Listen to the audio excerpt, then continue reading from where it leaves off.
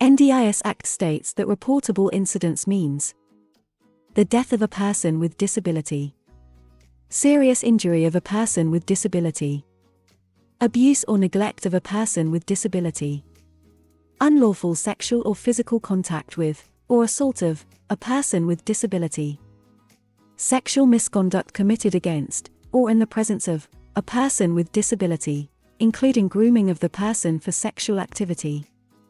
the use of a restrictive practice in relation to a person with disability, other than where the use is in accordance with an authorization, however described of a state or territory in relation to the person.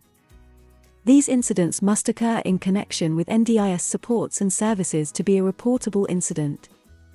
The definition of reportable incident captures not only incidents that are confirmed to have occurred, but also allegations of the incidents described above. What does in connection with the provision of supports or services by a registered NDIS provider mean? A registered NDIS provider is only required to notify the Commission of reportable incidents which have occurred, or are alleged to have occurred, if those incidents happened in connection with the provision of supports or services by that provider. This meaning of the phrase in connection with is intended to be broad. It covers incidents that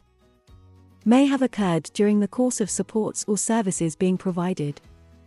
arise out of the provision, alteration or withdrawal of supports or services, and/or may not have occurred during the provision of supports but are connected because it arose out of the provision of supports or services. Reportable incidents could occur in a variety of settings, but as long as there is a connection with the service delivery by a registered NDIS provider, then they must be notified to the Commission. Examples of where these incidents might occur include in the private home of a person with disability, in a residential care setting, in supported accommodation, in the premises of the registered NDIS provider, for example, the rooms where therapy services are provided, in the community where the registered NDIS provider is supporting the person with disability to access the community.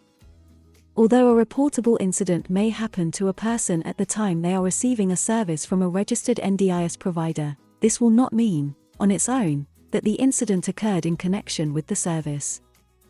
If it was merely a coincidence that the incident happened at that time, then it is not in connection with the service delivery and does not need to be notified to the Commission.